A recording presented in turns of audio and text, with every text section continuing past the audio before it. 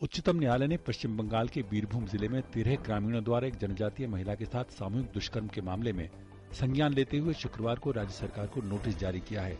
प्रधान न्यायाधीश पी सदाशिवम की अध्यक्षता वाली 3 न्यायाधीशों की पीठ ने इस घटना पर क्षोभ व्यक्त करते हुए बीरभूम के जिला जज को घटनास्थल का दौरा करने और 1 हफ्ते में रिपोर्ट देने का निर्देश दिया है।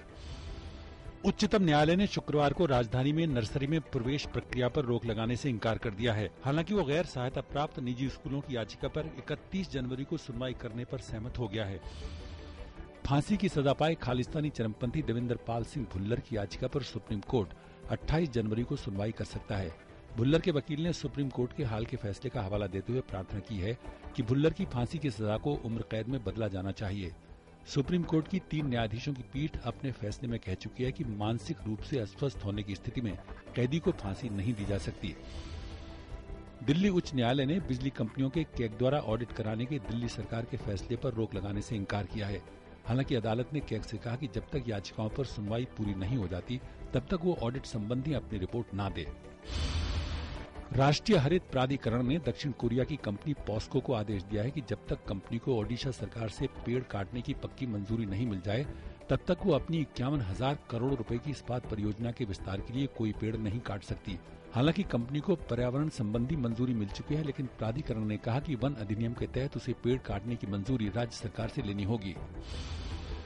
प्रधानमंत्री मनमोहन सिंह ने शुक्रवार को नई दिल्ली में वर्ष 2013 के राष्ट्रीय वीरता पुरस्कार देश के विभिन्न भागों के बच्चों को प्रदान किए।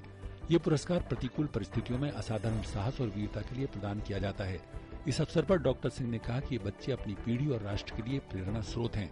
इस मौके पर यूपी अध्यक्ष सोनिया गांधी तथा महिला और बाल विकास मंत्री कृष्णा तीरथ भी उपस्थित थी।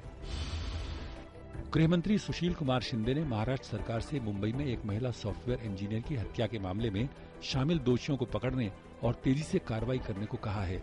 महिला के पिता ने इंसाफ मांगते हुए गृहमंत्री से मुलाकात की थी, जिसके बाद शिंदे ने महाराष्ट्र के गृह मंत्री आर पाटिल को एक पत्र लिखकर मुंबई के बाहरी इलाके में मृत पाई गई 23 वर्षीय एस्थर अनुया के मामले की जांच तेज कर दोषियों के खिलाफ कड़ी कार्रवाई की मांग की है। बाजार में 4 दिनों से जारी शानदार बढ़त के बाद शुक्रवार को बाजार में जोरदार गिरावट दिखाई दी। सेंसेक्स 232 अंकों की गिरावट के साथ 21,141 के स्तर पर बंद हुआ। वहीं निफ्टी 78.9 अंक की गिरावट के साथ 6,266 के स्तर पर बंद हुआ है। दिन भर के कारोबार में बैंकिंग शेयरों के साथ कैपिटल गुड्स शेयरों ने भी बाजार को नीचे खींचा।